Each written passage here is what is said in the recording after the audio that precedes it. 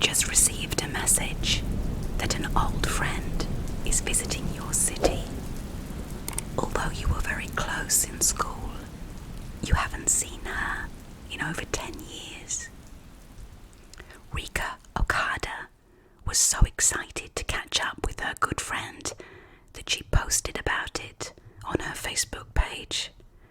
However, things were not as they seemed, and only 4 months later, Rika was dead. Hi, I'm Zoe, and welcome back to my channel. I hope you're having a lovely day. If you're new here, please consider subscribing. Today, we are heading to Japan, the land of the rising sun, to talk about the case of Rika Okada. I hope you're sitting comfortably. Let's begin. On the whole, as we grow up, life seems to get busier and a bit more complicated.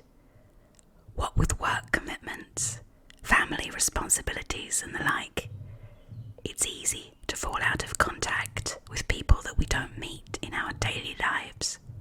Friends who were once close growing up, through school or college, move away or drift apart, and often years go by without any personal contact. But occasionally, once in a while, a person you haven't seen or heard from in years reaches out. And this is exactly what happened to 29-year-old Rika Okada in 2014.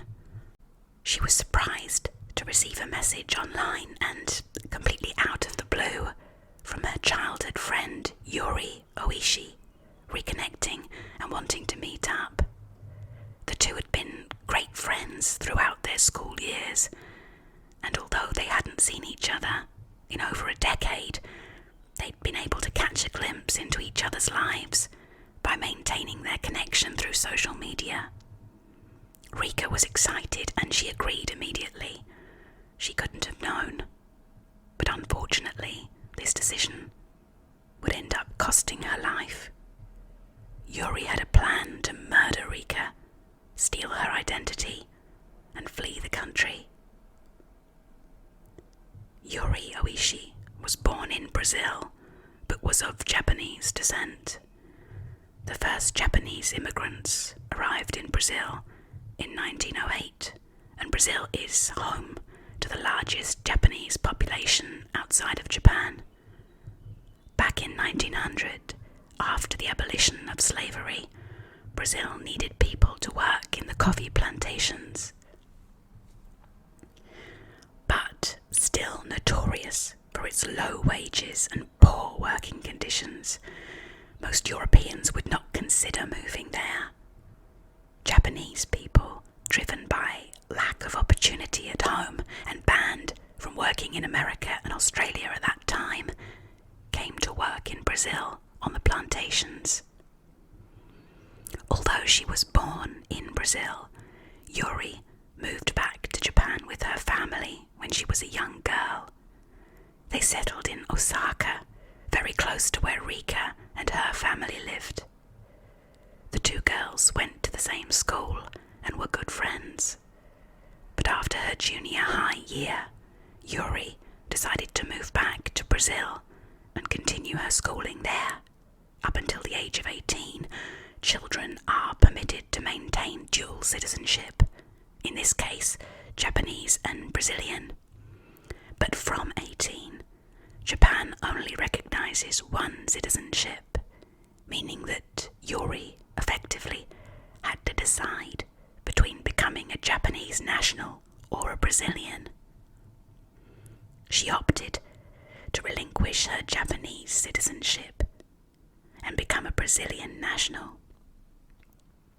However, when she was 20, Yuri returned to Japan and she immediately started to regret her decision.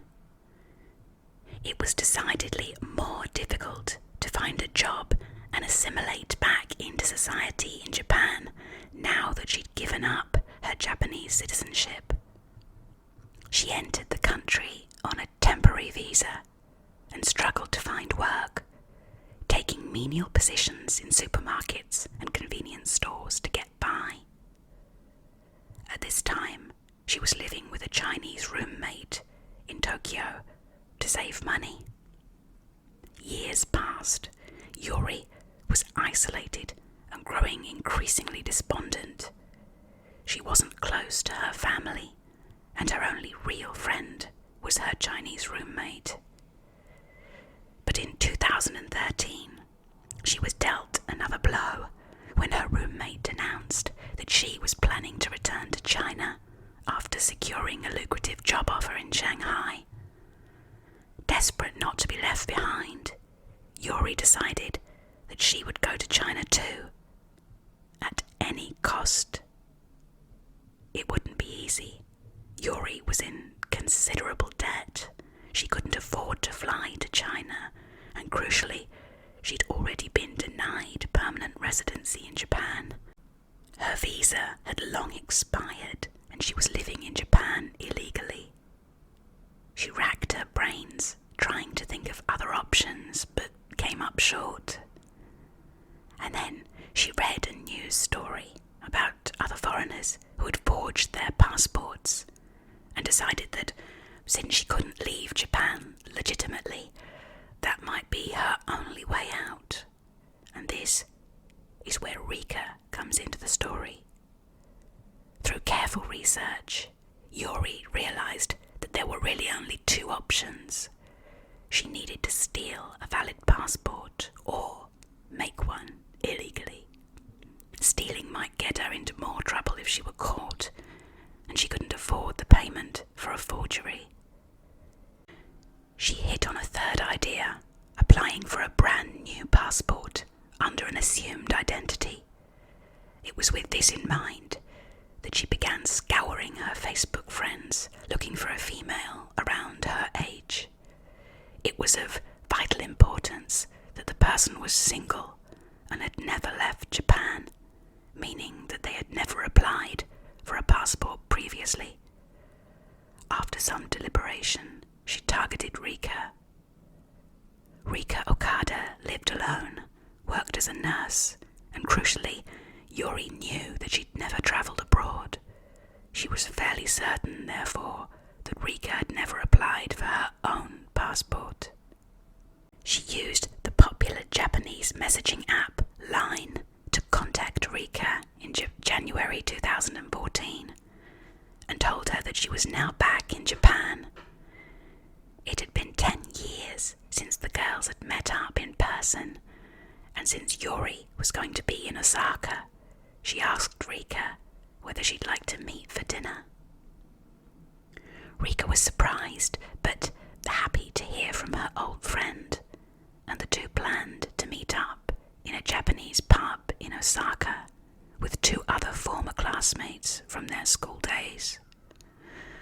On February 1st, Rika posted a message on Facebook saying, "I'm going to meet my elementary school classmates this evening. Has it really been 10 years since we met?" At dinner, she posted a photo of the group enjoying their meal. It was during dinner, Yuri later admitted, that she started thinking about how she could kill Rika. Rika invited her to stay the night with her, and Yuri made the 2.5-hour train journey back to Tokyo the following morning. Just over a month later, Yuri's Chinese roommate left for Shanghai. She was suddenly alone again.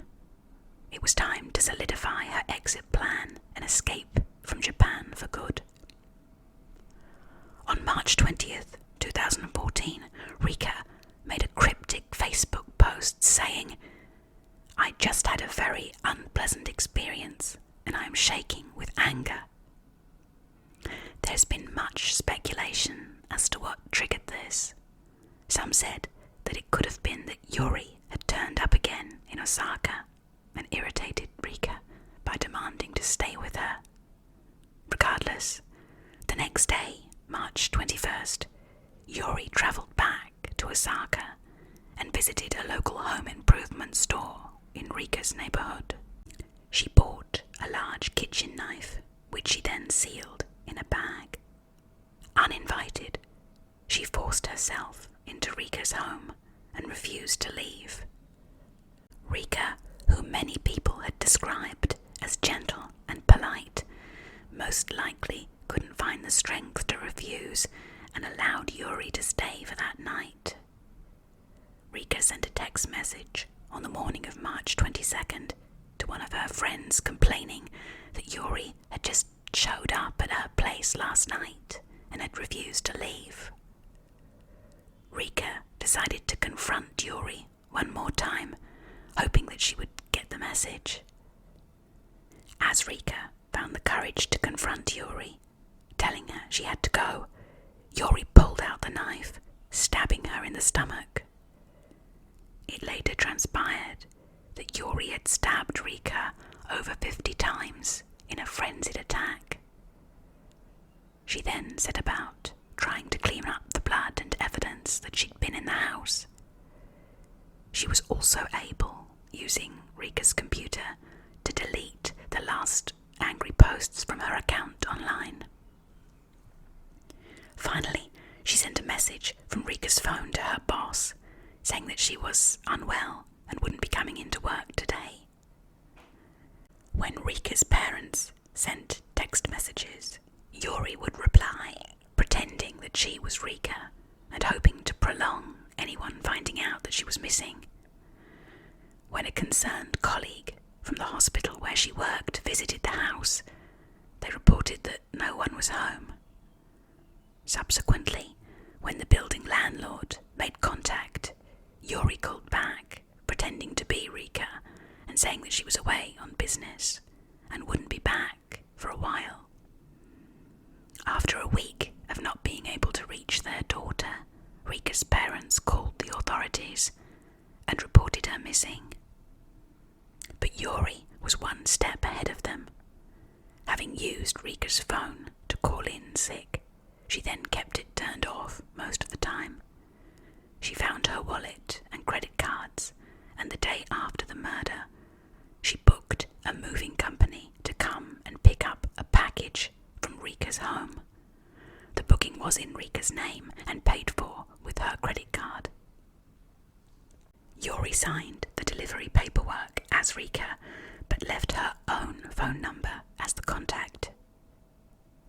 According to reports, Yuri had drained as much blood as possible and wrapped Rika's body in bubble wrap, placing it in a 6-foot-long cardboard box. The package weighed around 50 kilograms. The contents were labelled as life-size doll made of clay, and it was addressed to Rika but sent to Yuri's own address in Tokyo. It was also labelled fragile, handle with care. Police later found Yuri's fingerprints on the box. Yuri returned to Tokyo to wait for the package, which was scheduled to be delivered the following day.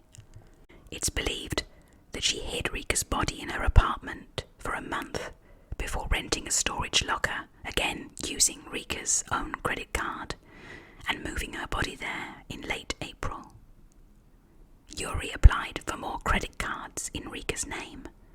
She also used her health card to get the official certificate required for a passport application.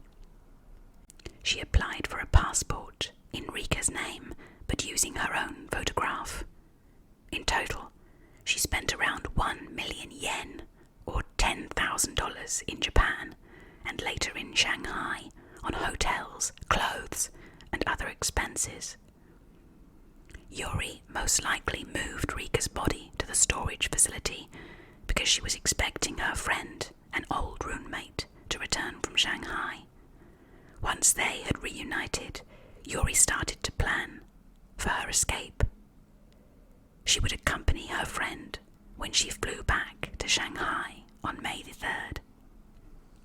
However, things didn't go according to plan.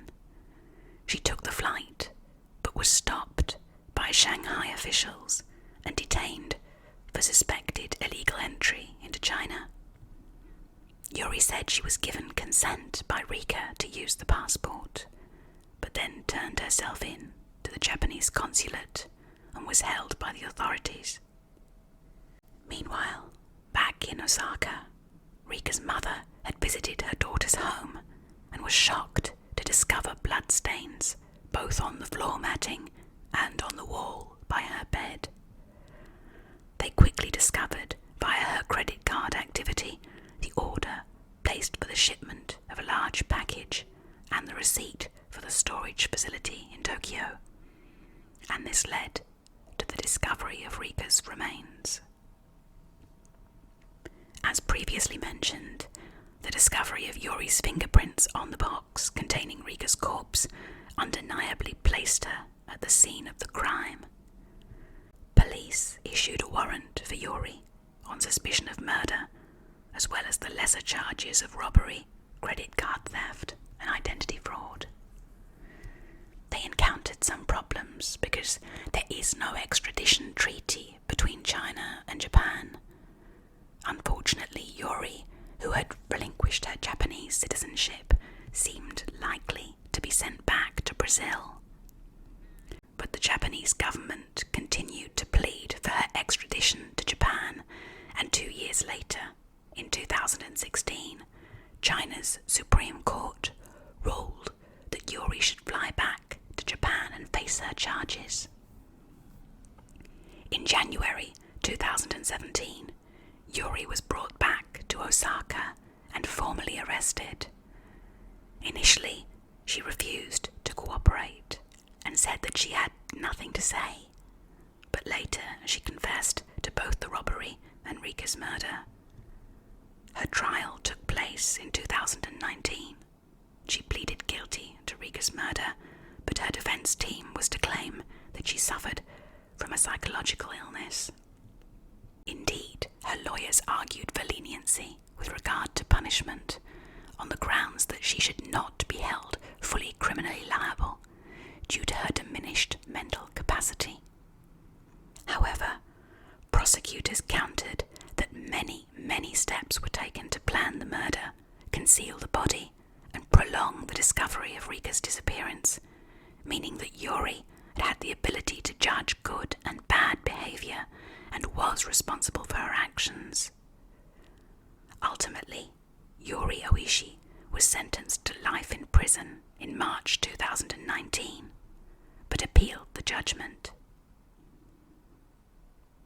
The sentence was upheld by the Supreme Court, and her appeal was dismissed. After receiving her sentence, Yuri issued a statement that read, "I apologize. I am sad and sorry for my actions and for causing so much trouble to so many people."